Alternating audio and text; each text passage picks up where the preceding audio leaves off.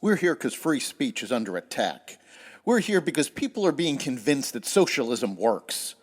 We're here because people are being judged guilty until proven innocent. We are fighting back with facts. This is not a safe zone, so buckle up, Buttercup. This is the raw, naked truth.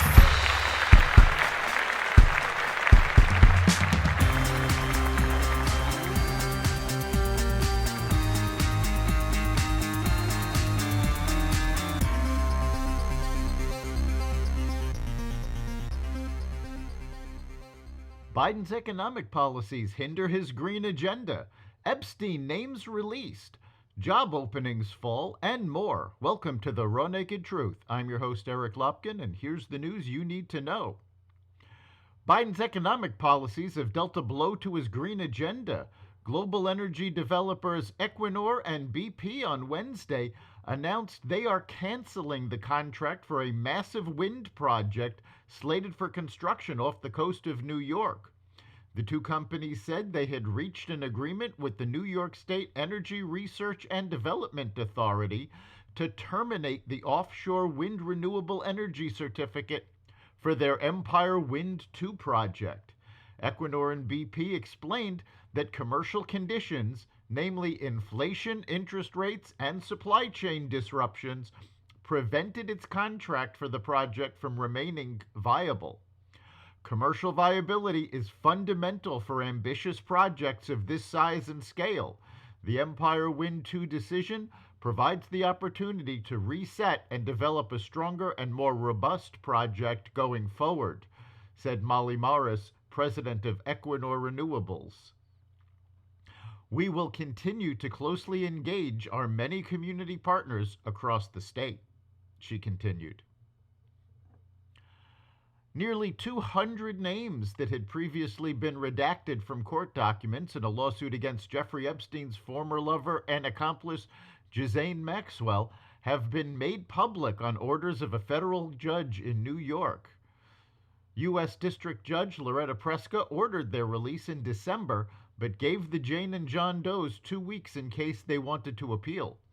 The names were unveiled in a series of 40 documents that have been posted to the docket without previous redactions that hid big names, including former President Bill Clinton, Clinton's longtime aide Doug Band, Prince Andrew, the late former New Mexico Governor Bill Richardson, magician David Copperfield, and the French modeling agent Jean-Luc Brunel, who, like Epstein, died while awaiting trial.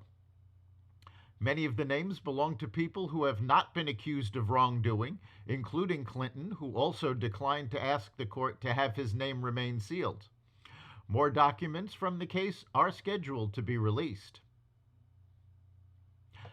Donald Trump appealed to the Supreme Court to overturn a ruling by Colorado's highest court finding him ineligible to be on the state's presidential primary ballot because of his role in the January 6, 2021 attack on the Capitol. Trump's appeal seeks an answer to the high-stakes question of whether the 14th Amendment's ban on insurrectionists holding office applies to him. Trump is currently the GOP frontrunner in the presidential election, and the issue extends beyond Colorado. Maine's Secretary of State determined he should not be allowed on the ballot there, and the Oregon Supreme Court is also weighing the issue. Trump is asking the justices to reverse the Colorado ruling without hearing oral arguments. Colorado's Secretary of State has already said Trump will appear on their primary ballot unless the Supreme Court steps in and says he can't.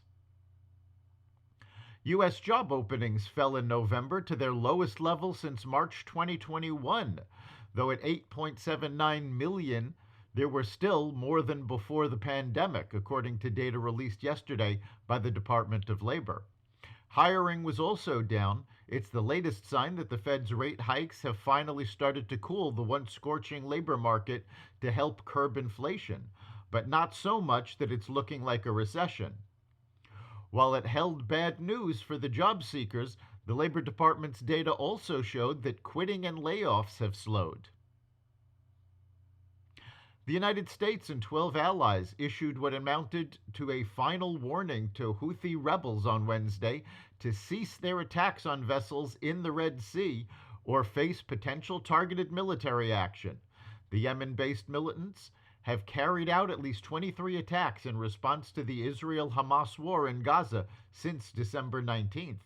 A senior Biden administration official declined to detail rules of possible engagement if the attacks continue, but underscored that the Iranian-backed Houthis should not anticipate another warning from the U.S. and its allies.